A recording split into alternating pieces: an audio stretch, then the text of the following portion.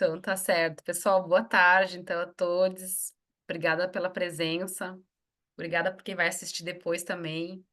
Então a gente começa mais um webinar da Aliança Resíduo Zero Brasil. Aqui hoje, né, a gente está a Tamara, esse Mara, o professor Carlos, a Silvia, que faz parte do grupo, o Rafa, que acabou de entrar, cadê a Ana, Ana Beatriz e mais um monte de gente que... A Ana também, a Ana Paula acaba fazendo, faz parte também, né, Ana? Tá no grupo lá, né? Da Aliança, que é uma articulação, né, nacional de pessoas e instituições que se encontram, então, né, em torno dessas causas socioambientais que a gente vem lutando em prol da reciclagem, da compostagem, dos catadores e catadoras, e provocado por esse desafio que a gente vem enfrentando aqui no estado do Rio Grande do Sul, né? Carlos, eu, Tamara, Ana Paula, a Silvia, somos daqui do estado, não sei se mais alguém é, e a ideia era a gente falar um pouquinho, então, sobre os desafios que a gente está enfrentando em relação à questão de resíduos, né? Saneamento, resíduos sólidos e a questão do esgoto também. Então, de pronto, passo a palavra para o professor Carlos, que vai mediar esse encontro. A gente pode ir fazendo perguntas no bate-papo ali, Tamara e eu e a Esmara vamos conduzindo. Espero que seja um dia, um encontro bem proveitoso para todos. Obrigada, gente. Ok, Kellen, obrigado. É, eu não preciso agradecer o fato de estar como mediador, porque afinal de contas somos membros da Aliança Resíduo Zero já há 3 anos, né? E me foi atribuída essa tarefa aqui de a gente fazer uma conversa, né? Muito mais do que uma discussão, uma conversa do que a gente está vivenciando, né, a partir desse desastre climático que está nos atingindo, entre tantos desastres climáticos que talvez a gente tenha ignorado ao longo de muitas décadas, né, achando que eram é, situações, eventos isolados, né, de enchentes, de estiagem, de desmoronamentos, grandes ciclones, né? Quando na verdade esses eventos climáticos vêm sendo cada vez mais frequentes, né? E outro dia ouvindo um colega climatologista e geólogo, quando ele diz que a enchente 41, que tinha sido a enchente anterior aqui no Rio Grande do Sul, que teve as maiores marcas, né?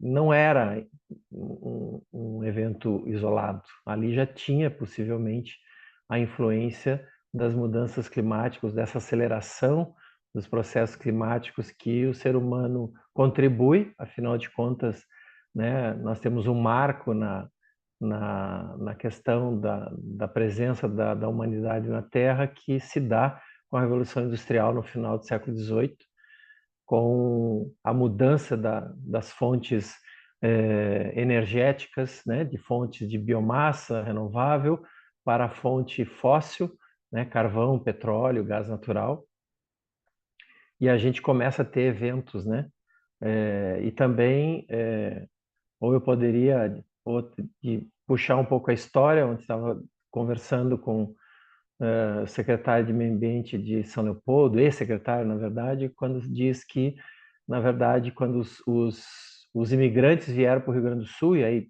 vale aí para né, os colegas do Brasil inteiro, né? Mas então os imigrantes quando vieram para o Rio Grande do Sul houve uma recomendação que eles se instalassem a partir de Novo Hamburgo, que é a cidade vizinha aqui de São Leopoldo, na parte alta de Novo Hamburgo para cima. Por quê? Porque toda essa área aqui de São Leopoldo até Porto Alegre é uma área de várzea, é uma área de inundação natural do rio, quando das cheias, né? Mas o ser humano foi viver nessas áreas. E a partir de ele viver nessas áreas, ele tem que modificar, né, as características hidrológicas e geológicas para poder reduzir o impacto, né, das enchentes naturais que aconteciam já, né, em séculos anteriores, a partir da ocupação do solo né, que se dá de uma forma bastante desenfreada, com todo esse crescimento populacional que a gente enfrenta ao longo do último século, né? Então, aí a gente pensou, né? Então, conversarmos, né? Já que um dos focos importantes da Aliança Resíduos Zero Brasil está focado na geração de resíduos, né? Pela sociedade, né? Principalmente resíduos sólidos urbanos. Então, a gente convidou, eu chamo a Ana Paula de Ana Paula, né? É, eu vi que também é chamada de Paula, né, Ana Paula? Mas então a Ana Paula é, Medeiros, né? Presidente do Fórum dos Catadores de Porto Alegre e coordenadora do Centro de Educação Ambiental Vila Pinto. E acho que aqui é importante ainda ressaltar, né, que a Ana Paula está à frente aí com um grupo de mulheres, principalmente, né, Paulo? Já da cooperativa Vila Pinto, uma das 17 cooperativas de Porto Alegre, e vai então, né, começar aí o nosso bate-papo trazendo um pouco de como que as cooperativas e como que a coleta seletiva, a geração de resíduos sólidos urbanos vem sendo afetada, né, por esse momento que nós estamos passando. Obrigado, Ana, pela tua participação. Bom, boa tarde. Desculpa, Ana, a gente pensou aí em torno de 20, 25 minutos, tá? Tá Pra bom, depois eu aí. vou pedir para que vocês me avisem quando estiver mais ou menos próximo, tá bom? Tá, legal. Quando faltar 5 minutos, te aviso. Tá bom, querido. Bom, boa tarde, né, para todos que estão presentes, né? Na verdade, eu sou secretária do Fórum de Catadores, né? Não sou presidente, eu sou presidente do Centro de Triagem da Vila Pinto, não tem problema, é só para ficar a informação correta, né? E sou catadora há 29 anos, que é o tempo de existência do Centro de Educação Ambiental, né, que iniciou todo o processo enquanto organização através da reciclagem, né, da separação de resíduos sólidos. Então, há 29 anos atrás, a gente separava 5 tipos de resíduos diferentes, né, numa categoria básica de separação, que era vidro, plástico, alumínio, sucata ferrosa e papel, né? Então, para vocês verem o quanto modificou o perfil dos resíduos e o quanto aumentou o consumo, né, das embalagens, que hoje nós separamos em torno de 27 a 30 tipos de embalagens diferentes. Então, a gente passa de uma categoria de 5 tipos de resíduos lá na década de 90 para em torno, né? Sim, parece muito mais, Parece. André, se tu puder fechar isso. Deu. Então, é uma curiosidade que eu trago assim para vocês, que fala muito sobre essa mudança de perfil em questão do consumo, né? Em questão dessas novas embalagens que surgem, né? E que a gente, como catador, assim, a gente consegue observar muito bem essas mudanças, né, que estão acontecendo em relação a essas embalagens. E hoje, por exemplo, a partir dos anos 2010 ali, né, do ano de 2010, começa a surgir então esse exagero de embalagem, principalmente as plásticas, né, que começam a se tornar rejeito, na verdade, né? Elas já começam a modificação desse perfil de resíduo e que nos assusta muito enquanto categoria, né? É essa quantidade de embalagens que hoje são direcionadas ou para aterro sanitário, né, ou para, enfim, para a questão dos próprios bueiros, né, e para lixos a céu aberto, né, o que é uma curiosidade que eu gosto de trazer para as pessoas entenderem o quanto falar sobre resíduos é importante, né. Bom, então a gente vem lá da década de 90, quando começa a surgir todos os movimentos sociais, né, direitos das mulheres, né, então tudo aconteceu naquela época e surge então a possibilidade de, através da reciclagem, da separação dos resíduos sólidos, trazer autonomia financeira para as mulheres, que eram muitas mulheres vítimas do tráfico, né, e vítimas da violência doméstica dentro da comunidade. E aqui, quando eu falo, mais ou menos, bem uma introdução, bem, já que eu tenho 20 minutos, uma introduçãozinha, assim, um resumo, né, é um cenário muito parecido em todas as reciclagens, assim, espalhadas pelo Brasil, né? Que normalmente são lugares que estão localizados em periferias, né? E que absorvem esse tipo de público, assim, que por vezes é um público mais vulnerável, né? Que são mães solos, mães com muitos filhos, né? Pessoas que têm dificuldade na questão da não alfabetizados, né? Então é um perfil de um público, assim como a gente tem outras unidades de triagem, outros galpões de reciclagem espalhados pelo Brasil, com altas tecnologias, né? Com um perfil diferente já, quase perfil industrial. Mas é importante trazer para vocês que o resíduo sólido ele surge no momento para sanar realmente assim dificuldades de um público-alvo que se encontrava em vulnerabilidade, né? E é uma característica muito presente assim em todas as unidades em todos os galpões de reciclagem, né? Bom, agora trazendo um pouco assim, mais passando para os anos 2000 ali, né? Começa a surgir muito essa questão do resíduo ser uma moeda de troca, né? Então começa todo mundo a querer separar o seu resíduo, comercializar o seu resíduo. E aqui eu falo de pessoa física, né? Falo de órgãos públicos, falo de muita gente que começa então a enxergar um valor econômico dos resíduos e a gente passa, então, a ter muitos concorrentes em relação aos, aos resíduos sólidos, né? A disputa por esse resíduo já não é mais entre catadores, né? É a disputa entre todo mundo que consegue enxergar a possibilidade, né, de realmente ter um lucro através da venda do resíduo, né? A gente vem então lá, vai passando o tempo e chega no período da pandemia. Todo esse período que começa a falar a partir dos anos 2000 ali, gente, é um período muito difícil, tá? É um período complicado, primeiro por essa concorrência, né, em relação ao resíduo ser uma moeda de troca, e depois começa essa questão da invisibilidade dessa categoria, né? Começam as pessoas a realmente comparar, tem um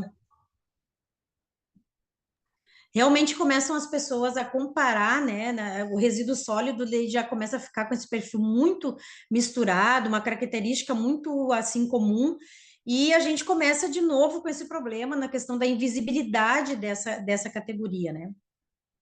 Bom, chega a pandemia, né? Ninguém parou de trabalhar, os catadores não pararam de trabalhar no Brasil inteiro, inclusive, né? E a gente enfrentou muitas dificuldades durante esse período. Porém, em questão econômica, a gente pode dizer que foi um dos melhores períodos que nós tivemos, porque como fechou, né, portos, fecharam aeroportos, fechou muita coisa, não teve a comercialização de dentro para fora da questão dos resíduos, né, do reaproveitamento desse material. Então, os valores dos materiais aumentaram muito, e a gente conseguiu, assim, tirar valores muito bons em questão de renda para essas pessoas, né, para a categoria. Porém, termina a pandemia, né? Se abre toda a possibilidade de novas comercialização, principalmente para o exterior, né? E vem a situação de uma queda de valor, né? De valorização desses resíduos de mais de 50%. Né? Então, resíduos que a gente vendia a R$ 1, a gente passa logo depois da pandemia a vender a 40 centavos, 50 centavos, no máximo, assim.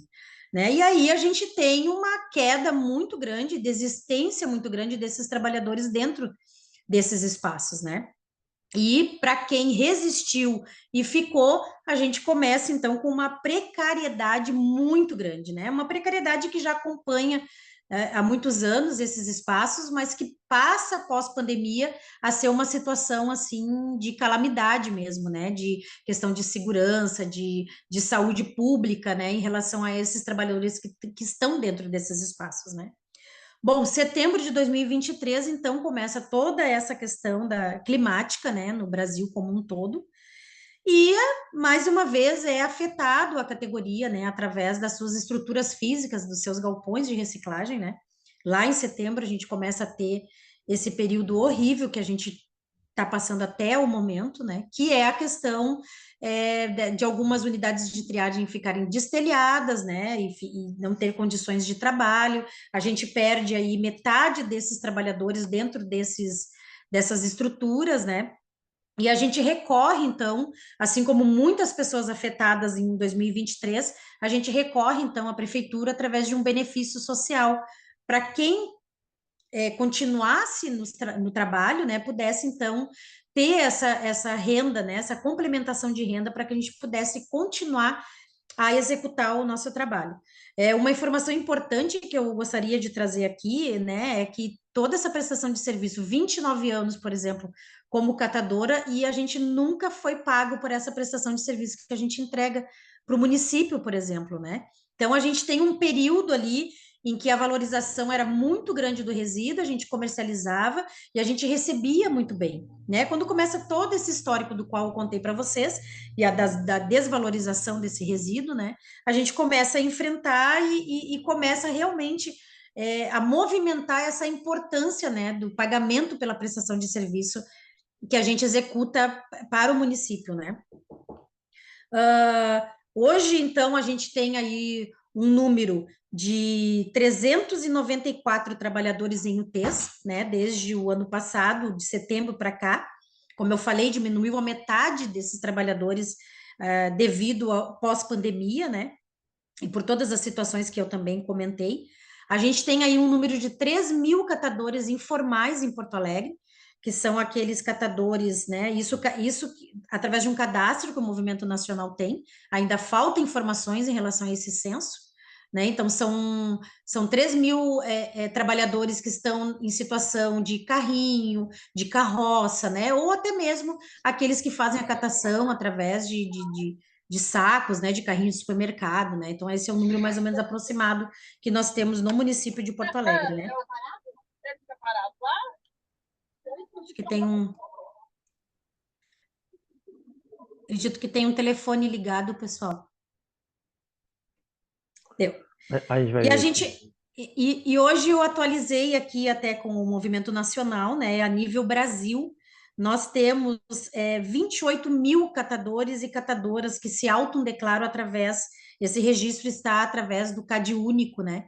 Então, é um número muito grande de pessoas que hoje, e o censo não está completo, né? É importante trazer essa informação, de pessoas que hoje vivem, né, da comercialização de resíduos sólidos, que para alguns, né, não serve mais, e a gente ainda consegue tirar a renda, né, e a sobrevivência através desse resíduo, né? Então, bom, para a questão hoje que a gente vive, né, na urgência climática que a gente vive, há décadas a gente vem dizendo que a categoria é sim uma solução, né, para amenizar a questão da climática que a gente vive, né? E por muito tempo nós não somos ouvidos, né? Nós não temos uma. A gente apresenta as alternativas, apresenta projetos, né? Apresenta todas as alternativas para indicar, tanto para a gestão municipal, estadual, como federal, né? Que a categoria é uma categoria muito importante para que muita coisa pudesse ser evitadas, né? E a gente tem aí, só não aconteceu ainda na cidade de Porto Alegre, na verdade, né? Uma PPP, que é a privatização do gerenciamento dos resíduos sólidos, porque a gente, né, de forma organizada, estamos conseguindo, então, evitar que ocorra. Evitar, pode ser que a gente não consiga, né, pessoal? Porque a privatização, infelizmente, é um modelo muito presente nessa gestão que está atualmente no município, né? Mas a gente está conseguindo alguns acordos, através de uma mediação, né, no Ministério Público do Trabalho, para que para a categoria ficar menos prejudicada possível, né? E a gente também tem, até gostaria de trazer para vocês essa informação, né, das 17 unidades de triagem que hoje são contratadas pela prefeitura, 6 foram alagadas nessa situação, né? E 4 que são conveniadas também, totalizando 10 galpões de reciclagem. Dessas 10 unidades de triagem, todos os catadores e catadoras também tiveram suas casas afetadas. Então, a gente está falando aí de um número considerável de pessoas que ficaram alojadas, que ficaram abrigadas, que foram para outros municípios procurar abrigo, né? E que hoje a gente está numa luta aí, através de muitas campanhas solidárias, né? A campanha SOS Catadoras e Catadoras de Porto Alegre é uma delas, mas a Associação Nacional dos Catadores, que é a ANCAT, também está fazendo uma campanha nacional, que a intenção é fazer uma complementação de renda também para todas as catadoras e catadores que se cadastrarem. Estão vindo alguns benefícios, né, do governo federal, aqueles benefícios sociais que de forma individual cada catador e catador acessa através do CadÚnico, né? E a gente tem aqui em Porto Alegre essa dificuldade do retorno devido à não ajuda, né? A não percepção da prefeitura da importância da reconstrução desses lugares, né? Então, hoje, dessas 10 que eu comentei terem sido alagadas, nenhuma está em funcionamento ainda, né? Então, isso reflete automaticamente no número que a gente enxerga aí nos bota-esperas, né, da cidade, que são 5 a 7 bota-esperas que estão com muitos resíduos sólidos lá e que poderiam estar sendo encaminhados para aquelas UTs que foram afetadas indiretamente, mas que estão trabalhando, né? Então, são algumas coisas que a gente está tentando, junto, através de grupos de movimentos sociais, através de algum diálogo com a prefeitura, apesar de ser muito difícil, né, dar suporte, né, para essas UTs que estão trabalhando, que estão minimamente trabalhando diante das suas condições, né, e para as alagadas, né, para as que foram atingidas diretamente, a gente está dando todo o suporte em questão de alimento, em questão, a gente teve a ação, né, que foi da primeira UT, que a gente, de forma coletiva, né, ajudou a fazer a limpeza solidária, né, e a gente está dando suporte em outros tipos de doações. Hoje nós conseguimos proteínas para doar para aquelas que têm cozinha e que oferecem o alimento para os seus trabalhadores, né? Então, hoje é uma situação que, infelizmente, não é o que a gente desejaria, né? A gente tem depoimentos de catadores que já falam, a gente não quer sobreviver muito tempo através de doações, a gente quer trabalhar, as pessoas gostam do que fazem, as pessoas se admitem, né, se reconhecem catadoras e catadoras, né, e querem permanecer, então, fazendo a sua atividade, né, mas que por diversos motivos, e principalmente essa questão do não reconhecimento, né, e da não ajuda diante do poder público, a gente tem essas diversas dificuldades que faz aí com que as pessoas fiquem cada vez mais vulneráveis, né, à margem, assim, de situações perigosas em questão de segurança, em outras situações também, que não são situações das quais são legais, assim, né, são que não merecem, as pessoas não merecem estar na situação que hoje estão, né, sendo peças fundamentais e importantíssimas para amenizar a situação climática que hoje se apresenta em Porto Alegre e no Brasil inteiro e no mundo até mesmo, né?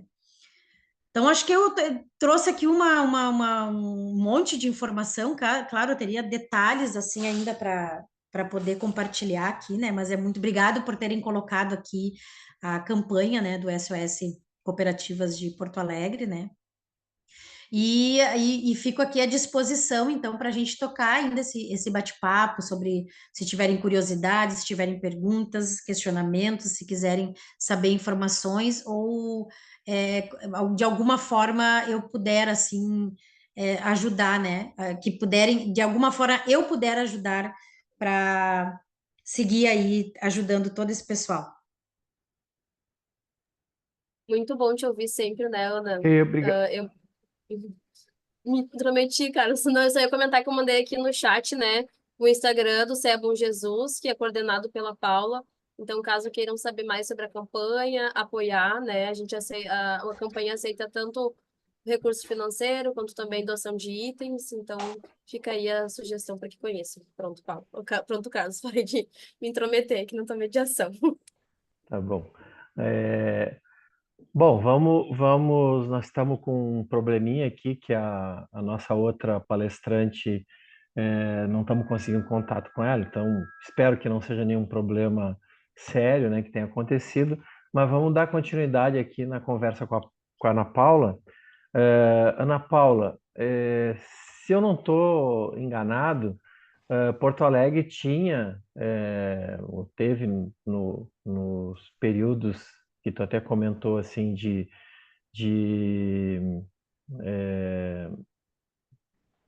dizer, né, de sucesso da gestão ambiental de Porto Alegre em termos de coleta seletiva, ou pelo menos de que havia uma relação muito mais horizontal nessa questão. A gente chegou a ter, se eu não estou enganado, 26 cooperativas, algo assim, não foi? Uhum.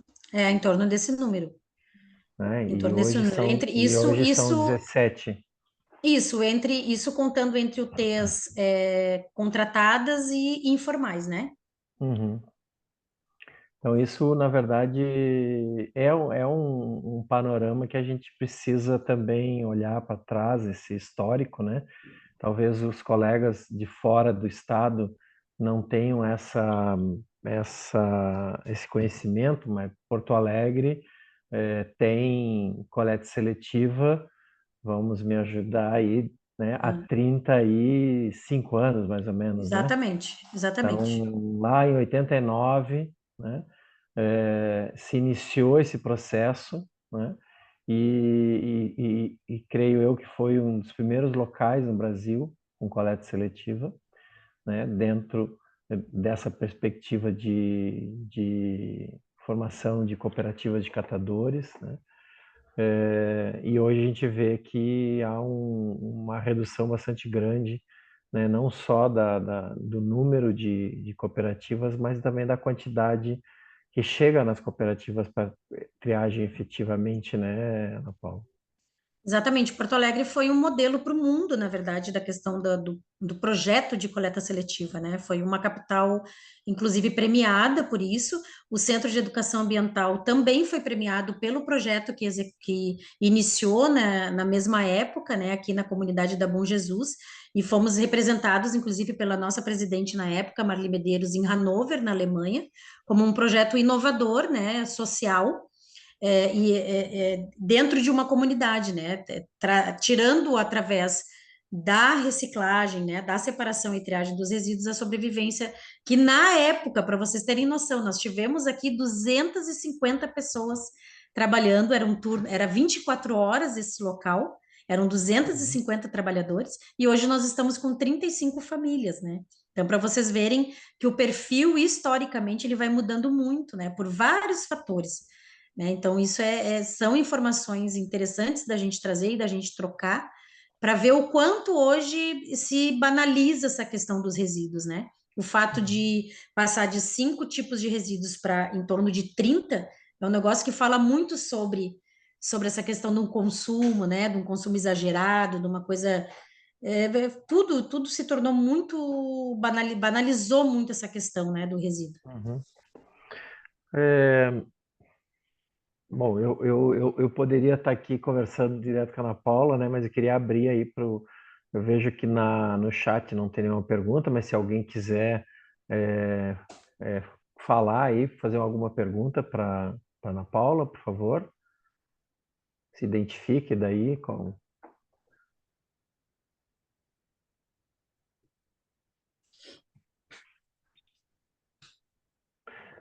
Bom, enquanto o pessoal está preparando as suas perguntas, né, e criando coragem, Ana Paula, eu vou fazer uma outra pergunta, né? Tu falasses bem ali de várias questões que influenciam. Infelizmente, muitas delas, a grande parte delas vem influenciando negativamente, né? A questão da coleta seletiva e o trabalho feito com o prestador de serviço ambiental dos catadores. Uma delas, tu citasses, né, a questão da importação e exportação de resíduos sólidos urbanos, né, especialmente papelão, plástico e vidro, né? O que parece algo, eu diria até meio surreal, assim, acho que é meio absurdo, né? De o país onde são os principais resíduos gerados pela população e ele importa esse tipo de resíduo, né? E a gente passou alguns anos recentes aí tendo uma alíquota para a importação desses resíduos 0%.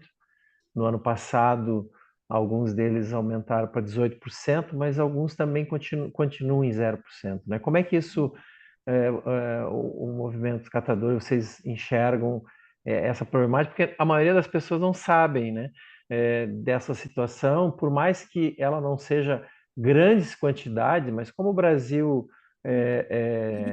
recicla muito pouco, né? Esse pouco importado influencia muito o valor, né? Como tu mesmo colocasse antes, né? Essa questão do mercado internacional ligado aos resíduos sólidos é só quem realmente está dentro da pauta é que sabe a situação dramática que é, né, em relação ao não cuidado em relação a isso, né, porque a gente teve muitas notícias, né, na época da pandemia, por exemplo, de envios de cargas, né, de containers de resíduos sólidos, né, que vieram da China, que vieram Aí também para o dos Brasil, Estados né? Unidos, né, que vieram, Uhum. e que os países, eu não sei como, né, que acontece isso. Bom, a gente sabe como acontece isso, mas é um absurdo que a gente receba esse tipo de resíduo, né, que muitas vezes eles vieram para cá, para os outros países, só se desfazer desse tipo de resíduo, chega aqui e armazena em qualquer aterro sanitário, por exemplo, né? E isso, quem deu conta de tudo isso foi o Brasil. Claro, isso foi barrado através de muitas denúncias que foram feitas, principalmente pela categoria e pelo movimento, né, das catadoras e catadores. E teve essa questão também que hoje a matéria virgem, né, ela está sendo muito mais procurada do que propriamente o resíduo sólido, que tem todo um processo de reciclagem para fazer e que, por vezes, as indústrias recicladoras optaram, né, preferiram a matéria virgem do que o resíduo sólido, né? Então, são muitos os fatores que implicam, né, no preço do resíduo aqui na base, né? Então, nós somos dentro desse círculo, né, nós somos a parte que mais trabalha e que menos recebe, na verdade, né? Então, são muitas coisas que precisaria de uma fiscalização muito grande, né, e que precisaria de mudanças importantes, assim, para que pudesse ter essa valorização da categoria e que pudesse, né, de equilibrar essa questão da economia para quem está dentro dessa pauta dos resíduos, né? Uhum. E aí, agora temos um candidato a perguntas. Temos uma pergunta ali, Carlos, da Lisiane.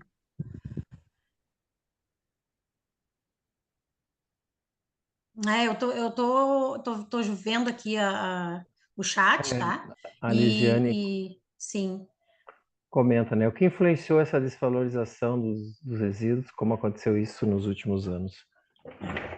Então, foi o que eu disse, né?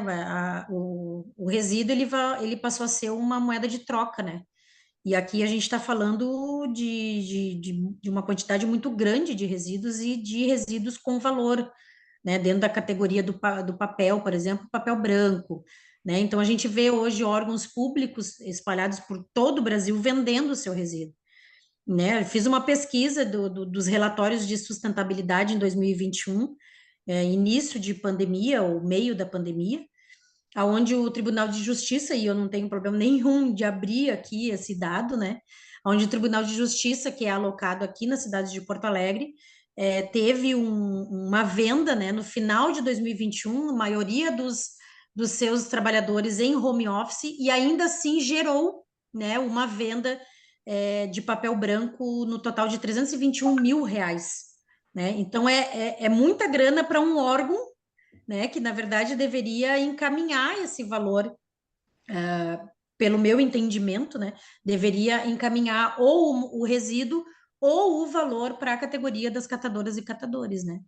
E assim por diante, muitos outros órgãos, eu fiz a pesquisa dos seus relatórios de sustentabilidade e lá estava a venda do resíduo, né? Então, assim, tem muitas maneiras de valorizar as catadoras e os catadores, sabe? Só que não se vê a vontade para isso acontecer, sabe? Parece que as pessoas querem que a gente continue vulneráveis, que a gente continue pobres, que a gente continue pedindo ajuda, pedindo doação, né? Trabalhando muito, ganhando pouco, né?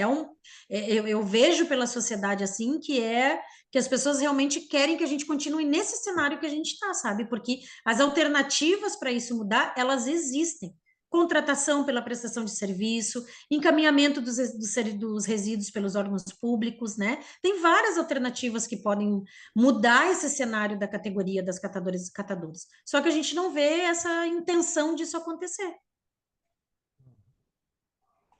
Eu acho que isso que, né, como tu mesmo falaste, tem a lei, né, eu não vou lembrar o nome, mas tem uma lei que obriga os órgãos públicos a repassarem, né, os resíduos recicláveis para as cooperativas de catadores, né? Então de novo aí um contrassenso, né? O Danilo, ele colocou ali de que maneira a adoção de políticas públicas de reciclagem, bom, reforçar o que acabou de sendo dito, pode mitigar os impactos ambientais decorrentes do descarte inadequado de resíduos sólidos. A gente tem aí a política pública nacional dos resíduos sólidos, né?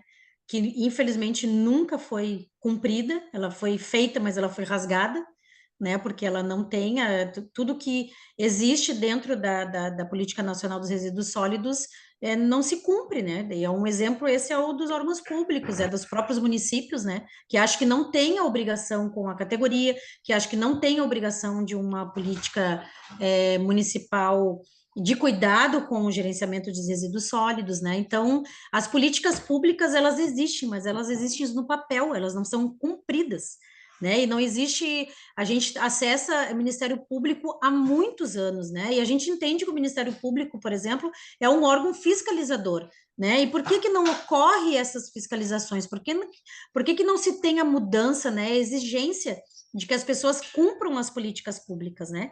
A gente teve agora, ano passado, o plano aqui municipal de gerenciamento de resíduos, nós participamos, inclusive, da audiência, né, para te poder colocar ali as tuas sugestões, né, para poder modificar. Obviamente, né, a categoria dos catadores estava lá, né, fez as colocações para que a gente pudesse, principalmente na questão da contratação, né, desses trabalhadores, mas não consta, se abriu o plano lá de gerenciamento municipal, não consta as informações que nós colocamos, né, que nós atribuímos como importantíssimas para que o Plano Municipal de Gerenciamento de Resíduos Sólidos realmente, de alguma forma, nos beneficiasse, né, e automaticamente beneficiasse a cidade.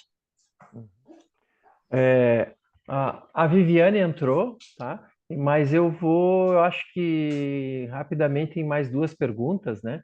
E aí depois eu passo a palavra para a Viviane fazer a sua fala.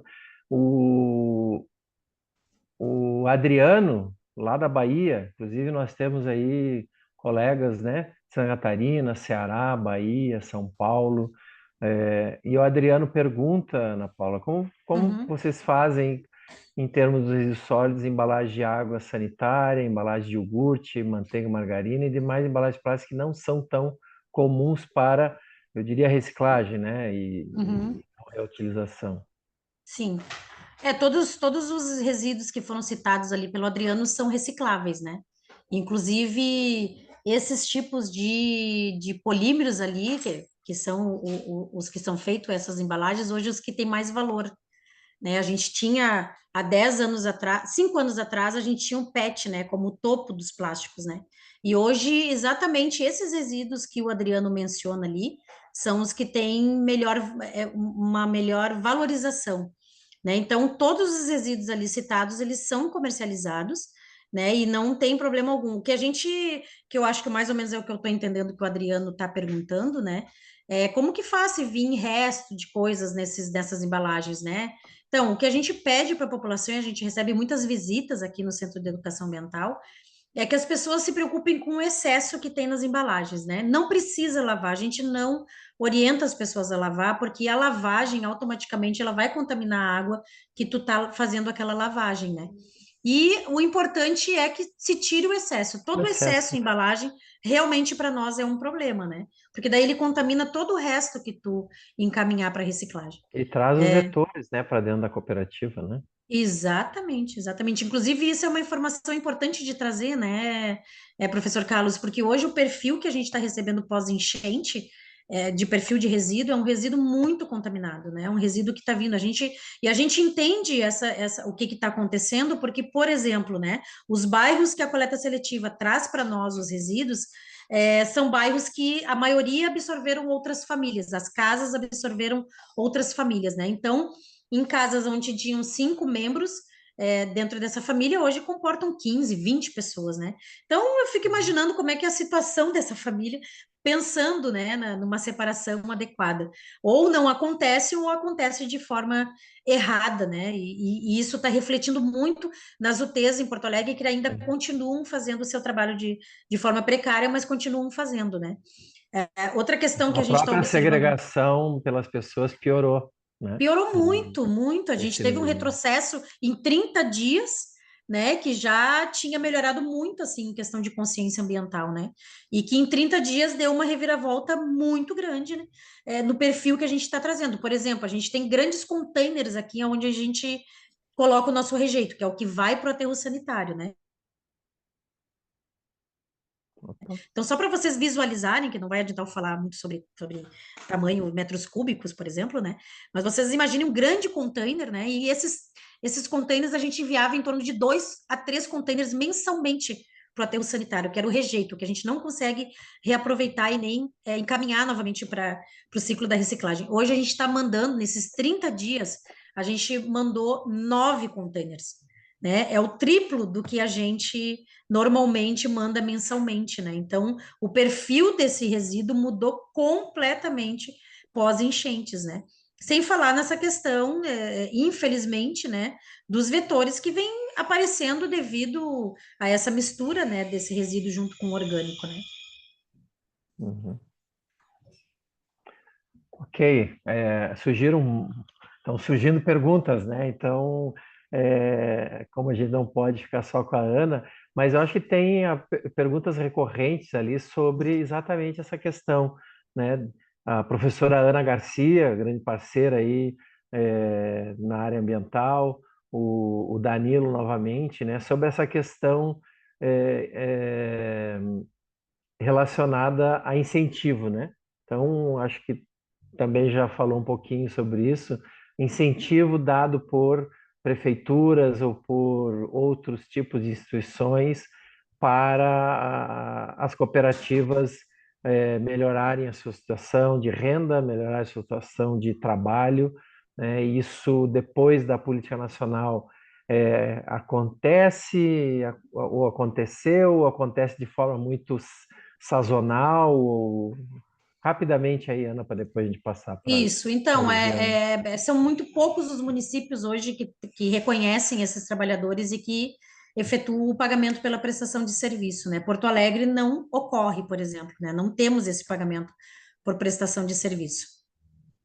Então, os incentivos hoje são muito, são muito poucos, né? As pessoas, a questão, o entendimento da gestão municipal, estadual e até governamental é que o que a gente gera em questão de comercialização de resíduos seria o suficiente para nos manter, o que não é, por todos essa questão histórica que eu trouxe de desvalorização do resíduo, né, de todas as questões sociais que acabou interferindo nesse desenvolvimento dessa E geração as de empresas, Ana? E as empresas geradoras? Como é que é a Desculpa. relação? Empresas que geram resíduos e repassam de forma direta para as cooperativas, por A exemplo. logística reversa? Isso. Isso. Então, a logística reversa hoje, eu tenho dois entendimentos em relação à logística reversa, né? A logística reversa direta e a indireta. A direta eu acho mais justa, que eu vou dar um exemplo para vocês. Nós temos uma parceria com uma empresa de café, né? Que gera cápsulas de café, né? E ela hoje faz, então, essa pagamento para nós, tanto pela quantidade por quilo de cápsulas de café que a gente conseguir tirar ali da separação e da triagem, quanto paga pela prestação de serviço por a gente fazer isso, né? Então, essa é uma logística reversa de forma Uhum. direta, que é direta, que hoje eu acho mais justa, né? Deveria cada empresa, cada marca, por exemplo, né, se fizesse desta forma, seria uma outro tipo de valorização aos Sim. catadores e catadoras, né? E tem a logística reversa indireta, que é através de programas, né? Então, várias empresas fazem parte de um programa, aí os galpões de reciclagem, as unidades de triagem, geram as suas notas fiscais ao comercializar esses resíduos, e a gente entrega essas notas fiscais e isso se transforma em créditos, né? Então, a gente tem que atingir uma meta no final de cada ano, daquele contrato feito através do programa de logística reversa, e recebemos esse recurso, né? Só que sempre questionei, né, inclusive nos lugares onde eu participo de palestras e lugares, que essa conta nunca fecha, né? Porque ele nunca é a quantidade de recurso financeiro que tu recebe por esse trabalho que tu fez, ele não chega nem perto do que essas empresas poluem, por exemplo, né? Então, Com é uma certeza. forma injusta, né, de reconhecimento e de valorização para esses Uhum. trabalhadores. Maravilha. Eu vou agora, então, passar a palavra para Viviane Feijó, tá, Ana? E aí, depois da fala dela, a gente volta a dar uma discutida de novo.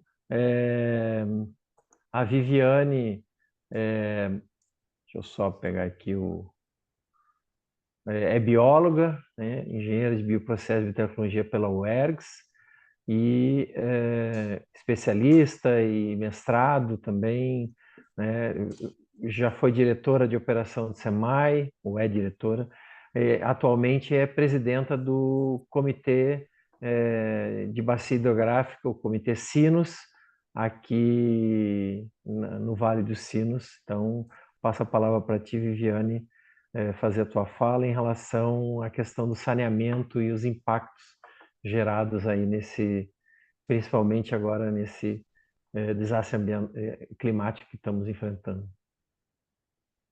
Tá certo, boa noite.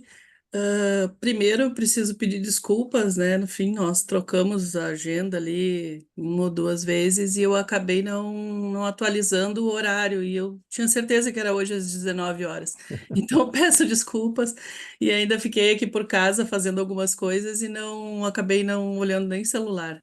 Mas eu até precisava perguntar, professor Carlos, quanto tempo eu posso usar aqueles 20 minutos 20 para... minutos, aham. Tá. Então, primeiro eu vou falar um pouco para vocês assim do comitê, né? O que que é o Comitê Sinos? Acredito que muitos saibam, mas o comitê ele foi constituído, né, pela necessidade da proteção do nosso Rio dos Sinos, isso lá nos anos 80, quando o grande problema de poluição era relacionado à poluição industrial.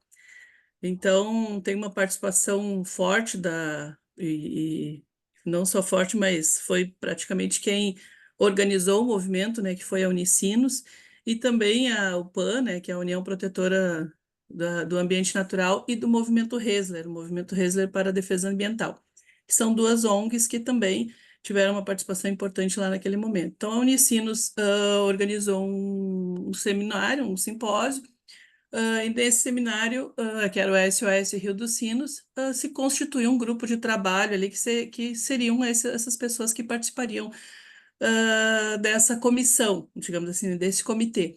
E aí, partindo dessa etapa, foi constituído o Comitê Sinos através de decreto, né? Depois conforme foi sendo organizado o Sistema Estadual de Gerenciamento de Recursos Hídricos, do qual esse grupo também fez parte, digamos assim, atualizado, ele foi renomeado e foi reorganizado o Comitê Sinos, mas ele ainda, como ele teve essa constituição lá nos anos 80, ele é considerado o comitê mais antigo do Brasil. E dentro do comitê, né, a gente faz a gestão das águas, então são lá que são definidas, dentro de cada comitê, né, de bacia hidrográfica que a gente tem no Brasil, são lá que são definidas as políticas públicas de gestão das águas. Então, a gente tem aqui no estado a nossa lei mais antiga, né, que é a Lei Gaúcha das Águas, foi a primeira lei de gestão de recursos hídricos, inclusive a nossa Política Nacional de Recursos Hídricos, ela é baseada também nessa lei, e até hoje a gente precisa da implementação de alguns instrumentos, né? Então a gente tem ainda comitês que não tem plano de bacia, a gente tem um sistema de outorgas complicado, a gente ainda não tem cobrança no estado, o enquadramento das águas, que seria aquela classificação conforme o CONAMA, né? A gente não tem ainda em todas as bacias hidrográficas, então ainda tem muito que se ampliar. E o comitê sempre trata, né, dos assuntos principais que podem, digamos assim, afetar os recursos hídricos e diretamente também a nossa saúde, a nossa vida, né, a nossa qualidade de vida. E as mudanças climáticas é um desses assuntos que a gente sempre, né, discute e sempre trata. Paralelo a isso, eu tenho o meu trabalho também, né, no saneamento, como o professor falou, eu ainda estou à frente da diretoria de operação do SEMAI. Então, também tem essa relação com saneamento, né? E o próprio comitê também sempre tem essa relação, né? Sempre busca as informações relacionadas a essas questões. O que eu também preciso dizer, né, para vocês é que durante essa situação, né, de emergência climática que nós vivemos, né, onde a gente teve muitas casas afetadas, alagadas, a gente também teve esse problema com ETIAS, né, não só aqui no SEMAI, mas em outros municípios também. Então, nós aqui tivemos que é uma das principais ETs, né? Ela ficou totalmente comprometida, porque ela ficou alagada com cerca de pouco mais de 1 metro de água. Então, a gente teve que parar o tratamento. Ela era a ET que teve, né, tem a maior volume de lançamento que nós temos aqui no município de São Leopoldo. E o grande problema dessas questões emergenciais climáticas é que afeta todos nós de várias formas que às vezes nós nem imaginamos, né? Com esses alagamentos, assim, nós vimos uma situação muito complicada em relação a todos os resíduos, a todos os materiais que estão disponíveis, digamos assim, nos nossos bairros, né? Então, inclusive aqueles óleos, aqueles materiais que estavam confinados, né, estavam em containers para serem descartados depois, tudo isso entrou no alagamento, tudo isso se misturou, sem falar em postos de gasolina, em todos os tipos de produção, né, que a gente tem, e tudo isso foi misturando com essa água e a gente tem realmente uma situação bem complicada, tanto sanitária quanto ambiental.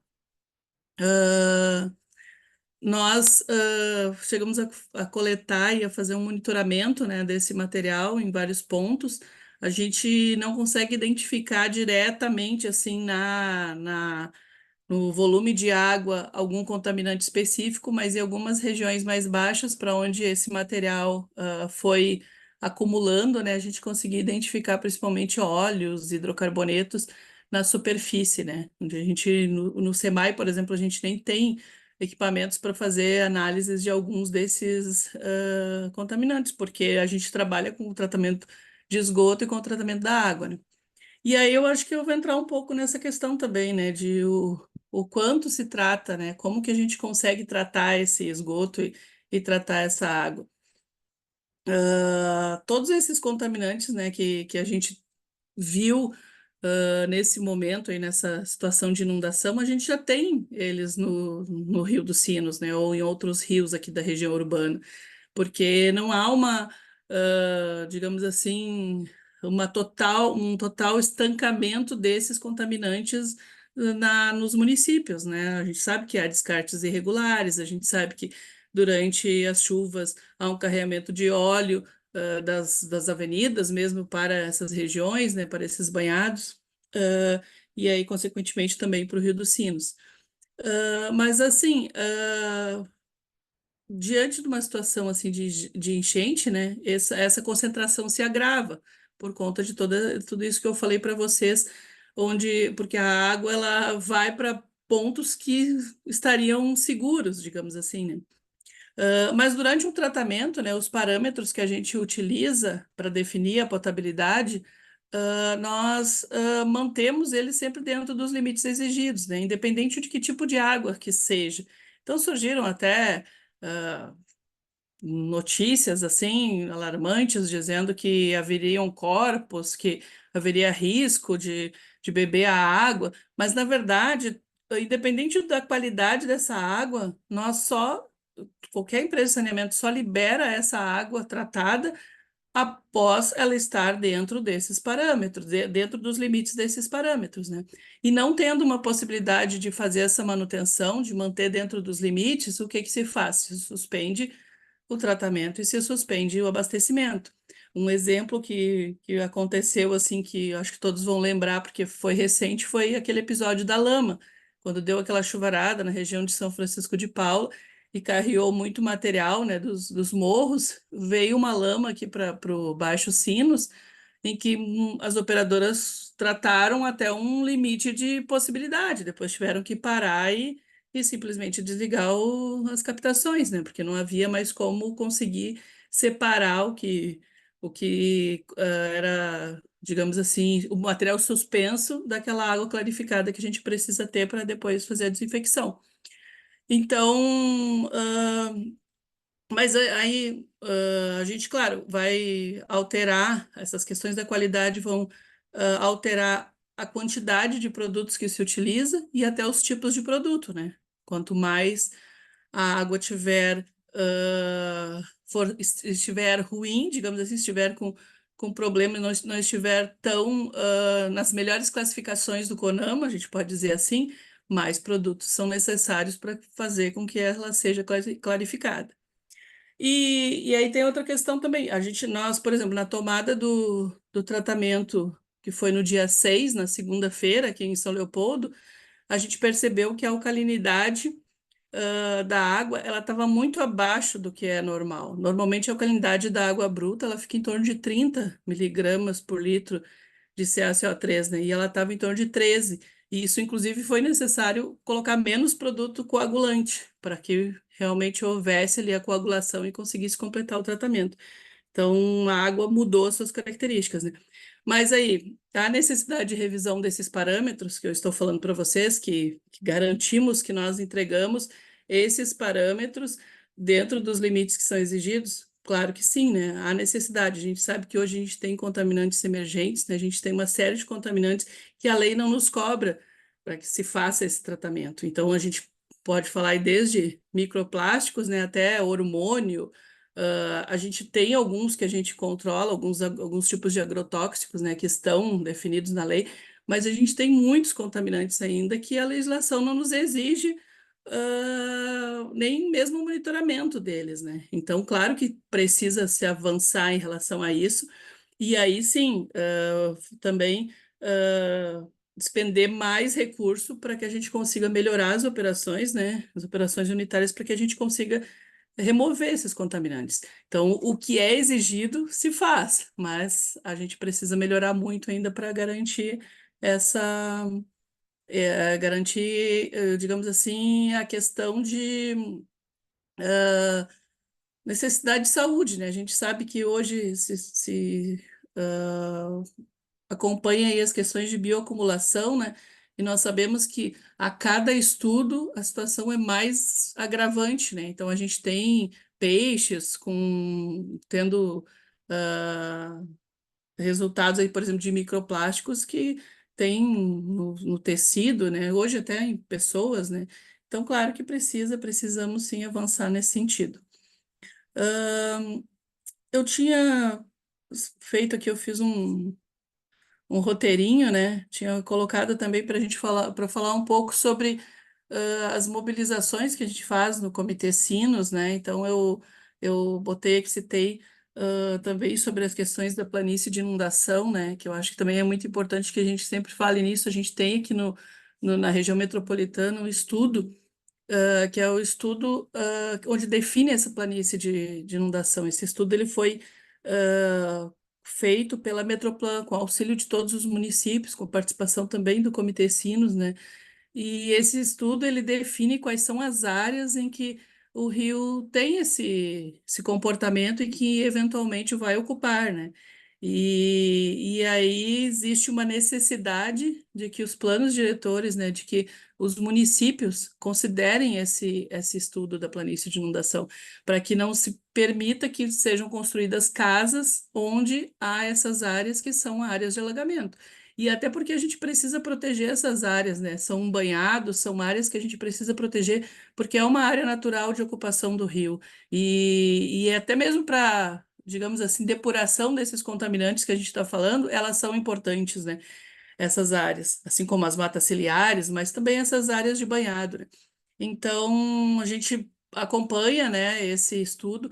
Nós sabemos que existe um novo estudo de 2018, onde ainda está em fase de projeto, né? E aí também fica um pouco aqui um apontamento da dificuldade que é para fazer com que esses estudos se tornem de fato, né, uma obra, se tornem de fato, tenham de fato um resultado para garantir, né, a nossa qualidade de vida, a nossa garantia de segurança, né?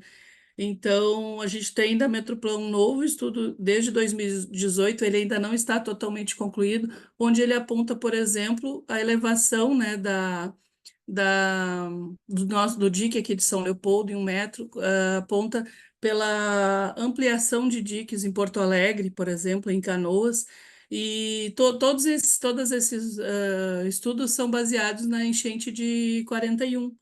Então, hoje a gente já sabe que essa enchente de 41 já não é mais o parâmetro principal, né? A enchente agora de 2024, ela foi além disso, né? Essa inundação foi muito além. A gente tem dados aí do nível do rio que ele foi muito acima do que a gente tinha de histórico em 41. Então, aproveito também assim para convidá-los, né, que participem do Comitê Sinos, né? As plenárias são abertas, todos podem participar para acompanhar, entender como funciona. Ali a gente trata de todos os assuntos pertinentes a essa gestão de recursos hídricos, como eu falei para vocês. Então, vai do saneamento às questões de educação ambiental, trabalhamos com as questões de mudanças climáticas e é um fórum assim importante de debate, discussões, onde tem muitas pessoas capacitadas que participam há muito tempo, que têm muito conhecimento, né? E aí já aproveito também fazer um pouco de crítica aqui para a gestão estadual, né? Que muitas vezes não nos ouvem, né? Não busca os comitês, né? Então, esses estudos, quando eles são apresentados, os comitês precisam acompanhar, né? Porque eles que conhecem a sua realidade. O comitê é composto de diversos entes de toda a bacia.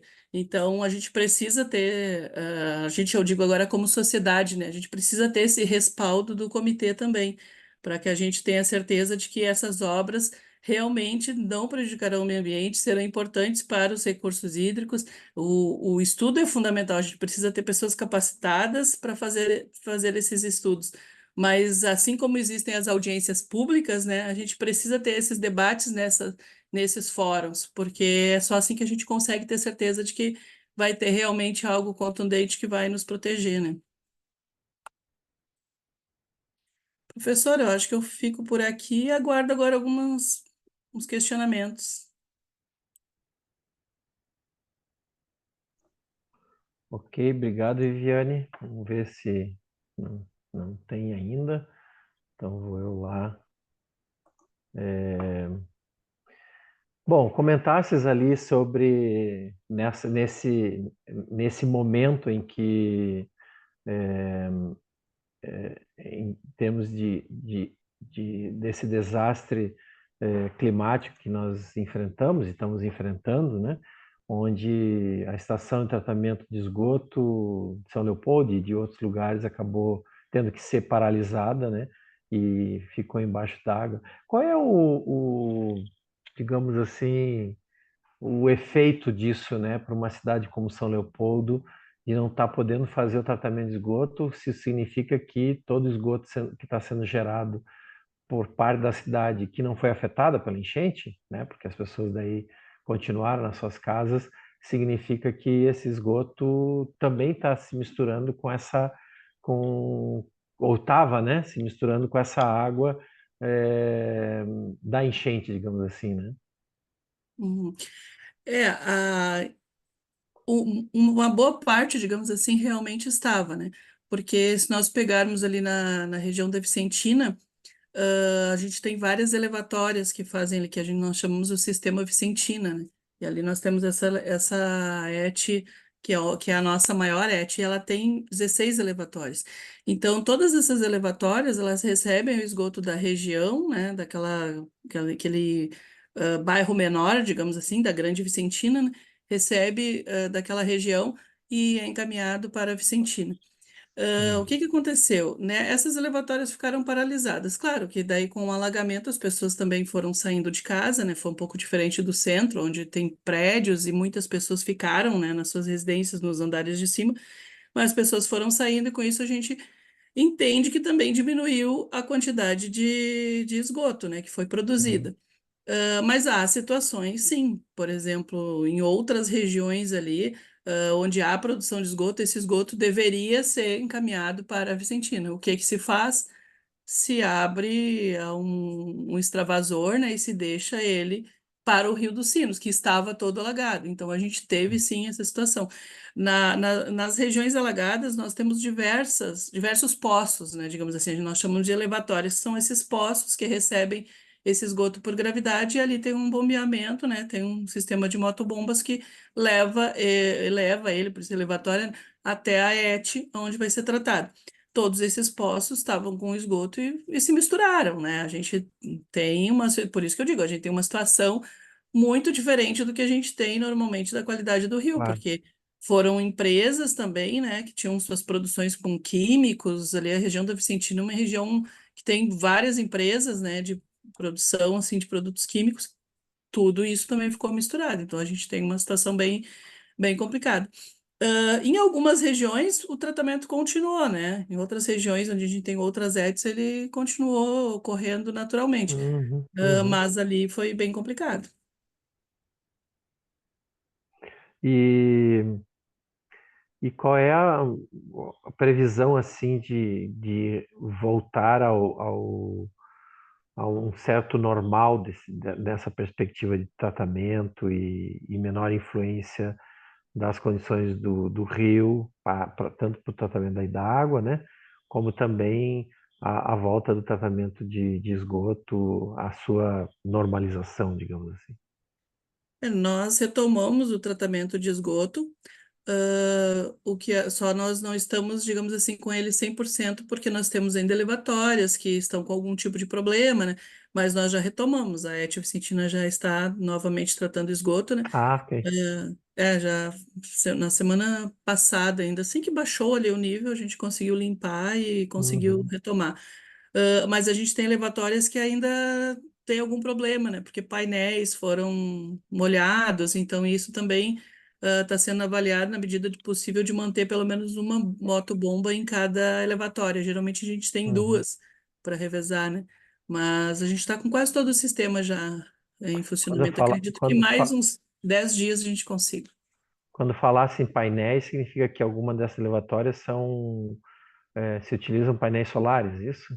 Não, não, painéis Não. elétricos para Ah, os acionamento. painéis Elas ficaram são, embaixo d'água. isso, Ok. elas são automatizadas, né? Elas ligam conforme o volume do poço. Só que daí Uhum, para isso a gente tem um painel, né, elétrico e esse é um problema, porque onde molhou a gente precisa recuperar, precisa limpar, fica com muito lodo, então tem todo um processo para uhum, retomar. uhum. Ah, a professora Ana Garcia, né, fez um comentário, eu diria que acho que é mais um comentário, mas se tu quiser também, falasse, né, perfeitamente que deverão ser feitos novos estudos com novos parâmetros para a contenção do sistema de cheias, né? O sistema que existe hoje, enquanto isso, deverá ser fortalecido até novas obras. Quem sabe via PAC, isso já está sendo discutido, né, Uhum. em vários cenários e em vários ambientes, né? Certamente, acho que nós hoje temos certeza, né, dessa necessidade. Acredito que pouquíssimas pessoas acreditariam que a gente teria essa extravasão do dique, com isso colapso, né, em algumas partes. Então, realmente já está defasado, digamos assim, né? A gente Sim. precisa de melhorar o sistema e provavelmente ampliar também, né? Eu até estava no início do webinar, estava fazendo minha introdução e eu comentei sobre a questão de 41, né? e como isso certamente já tinha influência das mudanças climáticas provocadas pelo homem, ou aceleradas pelo homem a partir da Revolução Industrial, e também de alguns fatos históricos, né, de que quando os imigrantes no final do século XIX vieram para essa região aqui, o próprio Anderson, né, que foi também diretor do SEMAI, que foi também presidente do Comitê Sinos e ex-secretário de Meio Ambiente de São Leopoldo, comentou ontem, uma conversa entre nós, de que, na verdade, também havia lá um indicativo de que as pessoas deveriam morar em Novo Hamburgo para cima, né? Porque, na verdade, toda a área de São Leopoldo até Porto Alegre é uma área de várzea, né? E de natural área de alagamento do rio, né? Já naquela época. Então, mas a gente insistiu em criar cidades em toda essa região aqui, né? Então, aí que vem, a partir da grande cheia de 41, todos os projetos para a construção de diques, né? E aí também ouvi um professor, Arthur Rambo, né, numa entrevista comentando que, na verdade, o projeto que foi desenvolvido na década de 60, inclusive foram, na época, contratados profissionais da Alemanha, junto com possivelmente engenheiros aqui do Brasil, de que o projeto não foi totalmente executado, né, na região aqui. Quer dizer, faltaram algumas ações que talvez tivessem sido completo. Ele coloca que, eventualmente, o, o grau de destruição que nós tivemos não teria sido tão grande, talvez. Uhum. O Arno, né? O Arno Kaiser, que participa com a gente lá no Comitê Sinos, ele aborda muito bem essa questão aí da localização ali do centro de São Leopoldo, né? Porque até parece que eram dois primos, um era o intendente, o outro era o representante da coroa, e aí esse representante da coroa pediu para que o pessoal se instalasse em Novo Hamburgo e acabaram achando ali a área mais bonita, melhor, mais interessante, até pelo uso da água. E então, na verdade, assim, óbvio que qualquer pessoa acho que conhece assim uma área de várzea sabe que a tendência é essa área, ela já tem essa geografia porque ela é uma área alagável, né? Ela vai Uhum. alagar em algum momento. Então, acho que na verdade a gente acaba sempre confrontando a natureza, né? É verdade, é isso que a gente faz. E se a gente comparar também a enchente de 41 com a de agora, em 41 a gente tinha toda aquela região aqui em São Leopoldo, né? Eu tô falando daqui porque eu não, acaba sendo o lugar em que eu melhor conheço, porque moro aqui. Mas toda essa região da Campina que foi alagada, toda a região da Vicentina que foi alagada, não eram habitadas, né? Em 41 a gente tinha o centro ali de São Leopoldo, algumas regiões em volta do centro, a região do outro lado do rio, sim, Rio dos Sinos, mas então a gente tinha assim uma enorme área alagável, né, que Uhum. Uhum. sem pessoas morando. Sim, Acho que o imagino. agravamento foi muito também por isso, né, hoje. E hoje tem essa situação que como que se tira todas essas pessoas dessa região, né? É algo assim que é impensável também, né? Então, por isso esse sistema de diques é tão importante.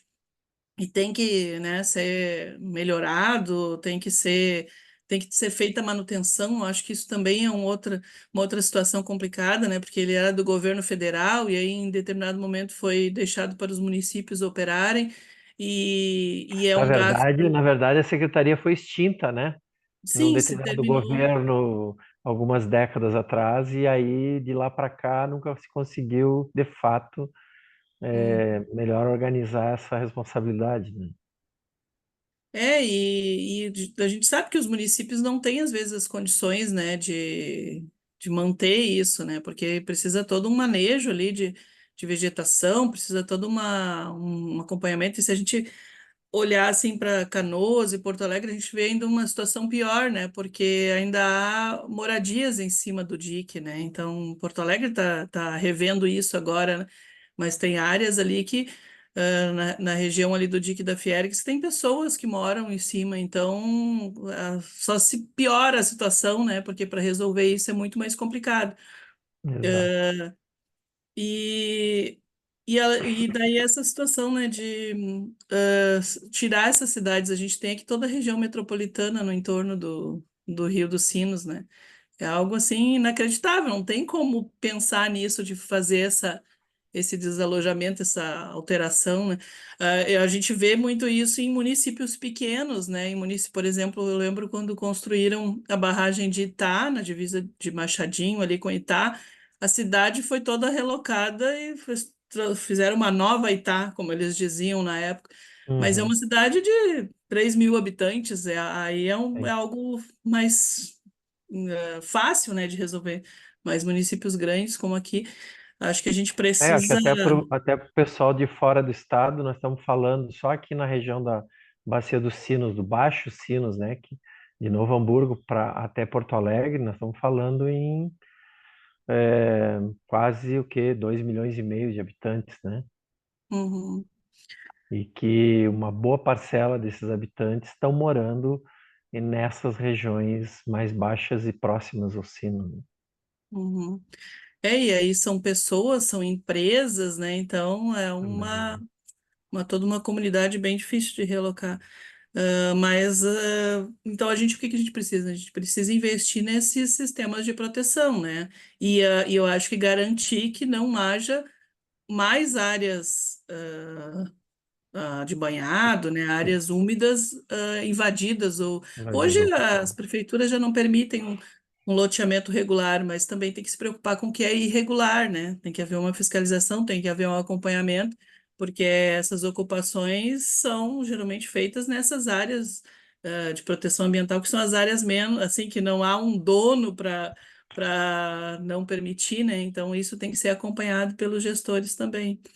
Ah, então, acho que precisa dessa necessidade de melhorar esses sistemas, e aí, em melhorar esses sistemas, tem que pensar em todo esse sistema do antigo DNOS, né, onde tem as casas de bombas, e lá dentro tem todo um sistema de motobombas, comportas, grades, isso tudo tem que ser operado e acompanhado, e ter certeza que isso está funcionando, né?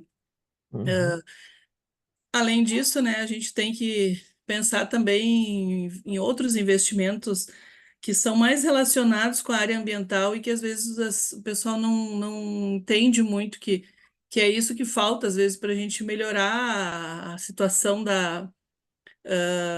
dessas mudanças climáticas, né, para a gente se preparar, né? Então, por exemplo, um sistema de pagamento por serviços ambientais na área rural, né?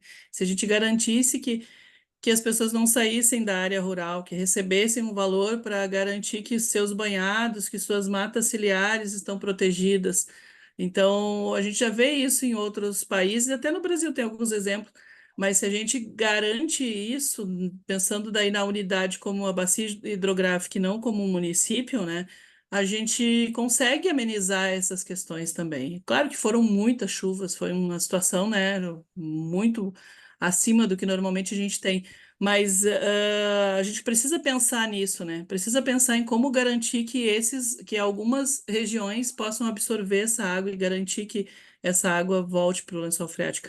E aí tem outras questões também de obras que a gente pode dizer que, né, que também são de estruturas que seriam os reservatórios de amortecimento, né? Então hoje a gente já ouve falar em muitas cidades, principalmente cidades mais antigas que investem nisso, né? Então, transformar parques, praças em áreas de amortecimento para receber essa água e liberar essa água aos poucos, né? Assim como precisa ter esses parques, como a gente tem aqui também em São Leopoldo, o Parque Imperatriz, que é uma região que nesse período alaga e ela não é utilizada, mas fora desse período se sim. usa.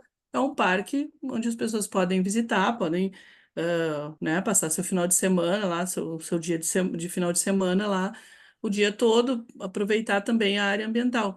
E, mas tem que pensar em todas essas cidades aqui dessa região precisam pensar nessas possibilidades, né? Ah, se eu não me engano, em Barcelona, que eles têm também uma espécie de galeria assim embaixo das ruas, são construídos túneis, né, onde essa água é reservada e depois é liberada.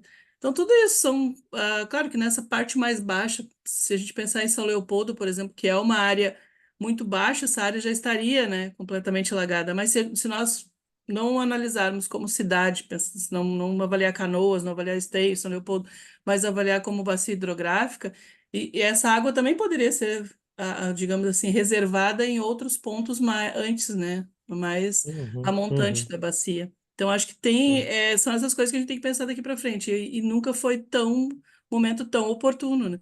Eu acho que Exato. agora perceberam a necessidade, né, de se preocupar com essas questões climáticas, porque não é algo só de ambientalista maluco, né, que às vezes a gente fala e as pessoas acham que tudo é bobagem, como as questões Sim. dos resíduos sólidos, né, que a gente vinha falando antes. Às vezes, assim, parece que a pessoa é chata de falar nessas coisas, mas a gente está vendo que a gente está transformando o nosso planeta e nós estamos vendo ele se transformar assim e para entrar em colapso e a gente não está fazendo nada, né? Então a gente precisa fazer algo e investir no que é necessário para a nossa sobrevivência e não só em outras coisas que só nos dão conforto. A gente tem que pensar na segurança nossa e do futuro dos nossos filhos, nossos netos, né? Com certeza. Bom, muito legal, Viviane, obrigado. Nós estamos 18h30, né, no minuto final da nossa webinar, mas eu gostaria só de, acho que fazer, pessoal, viram que aparecem, assim, dois PSAs, né? O PSA, que é a prestação por serviço ambiental, né, das cooperativas de catadores, que precisa também receber por isso, para mitigar o efeito negativo de a gente estar com os resíduos que acabam no rio, né? Que acabam, né? Uhum. Eu sempre conto uma historinha muito rápida, assim, um decreto lá da Prefeitura de Porto Alegre, do final do século XIX, em que o rio, a saída de Porto Alegre ali do dilúvio, perto do gasômetro, para quem conhece aqui, era o Bota-Fora, né? Isso era regulamentado, todos os resíduos iam para a entrada do Lago Guaíba, né? E parece que a gente não mudou isso, né? Parece que essa cultura ela continua, né? Então, e aí tem uma relação forte aí com a questão do resíduo, a importância do pagamento pelo serviço ambiental, dessa prestação, pagamento por essa prestação, serviço ambiental das cooperativas, que é fundamental para mitigar os impactos negativos que são gerados via aterro, rio, etc. E quando a Viviane também traz, né, no sentido do rural, de preservação e conservação, né, das nossas matas ciliares, dos banhados, das áreas úmidas, né, que estão dentro, muitas vezes, das propriedades rurais, né, dos agricultores, e também existe aqui uma ideia de pagamento por esse serviço ambiental. Então, a gente precisa pensar fortemente nessas questões para o futuro, né? Ana Paula, 30 segundos. Então, quero agradecer aqui o convite, né, dessa oportunidade. Eu costumo dizer que todos os espaços que são abertos para a categoria, eu agradeço, né, porque a visibilidade é importante para nós, justamente para a gente sair desta invisibilidade, né, e trazer aqui, reforçar mais uma vez a importância da categoria das catadoras e dos catadores, principalmente nesse momento, né, que a gente recebeu esse alerta, né, nós estamos recebendo muitos alertas há muito tempo, né? Mas esse chama atenção, assim, né, nesse momento para essa categoria que é de extrema importância e essencial para que a gente possa, de alguma forma, amenizar essa urgência climática que a gente vive. Obrigado, pessoal. Valeu. Viviane, 30 segundos. Teve uma perguntinha ali. Quanto do esgoto é tratado em São Leopoldo? Essa é uma pergunta que sempre está na cabeça Sim. das pessoas. Nós já tivemos em torno de 39%. Hoje a gente está em torno de 26, 25, 26%. 25 vírgula alguma coisa. Mas porque as áreas também ampliaram, né? E com isso a gente, infelizmente, não ampliou as ETs também as redes coletoras. Mas eu também quero agradecer muito, quero novamente pedir desculpa, né, pelo meu atraso. Eu realmente me passei ali, não troquei o horário. Mas quero agradecer muito pela oportunidade e conclamar a todos, né, que façam parte, né, dessa luta, dessa militância pelo meio ambiente. A gente precisa cuidar das nossas ações individuais, né? A gente precisa mudar as nossas ações individuais para que isso seja uma solução coletiva, mas a gente também precisa buscar as ações que são as políticas públicas, né? A gente precisa de ações maiores para conseguir resolver. Não adianta só pensar em vou cuidar do meu resíduo, ou eu não estou poluindo o rio, eu estou fazendo alguma ação, mas a gente precisa garantir que hajam políticas que realmente resolvam isso. Então, eu novamente abro aqui que o Comitê Sinos é um espaço para essa discussão, né? E participem também de outras associações, de outros grupos que busquem essas questões, né? A gente precisa se envolver e entender o que está acontecendo no nosso planeta e buscar soluções de fato, né? E parte disso é por essas políticas públicas a gente construir juntos algo que realmente seja a solução para o nosso futuro.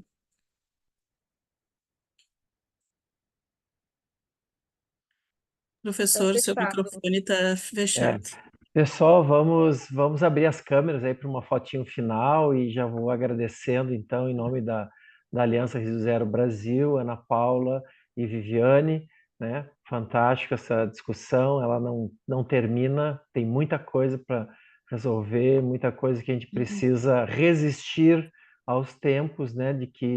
E aos retrocessos, né? Precisamos realmente mitigar os impactos ambientais dos resíduos com a reciclagem, nós precisamos melhorar os tratamentos de esgoto e melhorar a qualidade da água que nós temos nos nossos corpos d'água.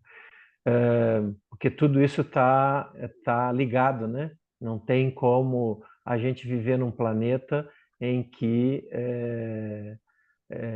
nós geramos muito resíduo e automaticamente isso vai levar também à contaminação dos nossos rios e nem entramos, né, de uma forma direta aqui, mas que indiretamente também afeta a qualidade do ar que nós respiramos. Então, abrimos aí as câmeras, Otinho, Kellen deve estar tirando. Então, gente, muito obrigado, uma boa noite e seguimos. Carlos, só antes de sair, o Garcia fez uma pergunta aqui se ia ter o certificado. Eu vou verificar com a Tamara, mas eu creio que sim. E aí ela entra em contato com você, tá bom, Garcia? E Oi, tá bom, muito obrigado, viu? participem das reuniões da Aliança também, todos bem-vindos aí, podem pegar informações com as colegas. Tchau, Um abraço. gente. Boa noite. Boa Obrigada pela noite. Tchau, presença. tchau, boa noite. Tchau, tchau.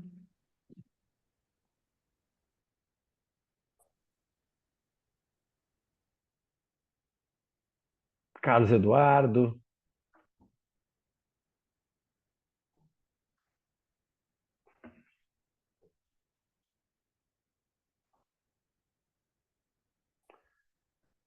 Feito. Feito. Então, encerrando, que aí vamos desligar todos. Fecha aí acho que terminar a gravação, né?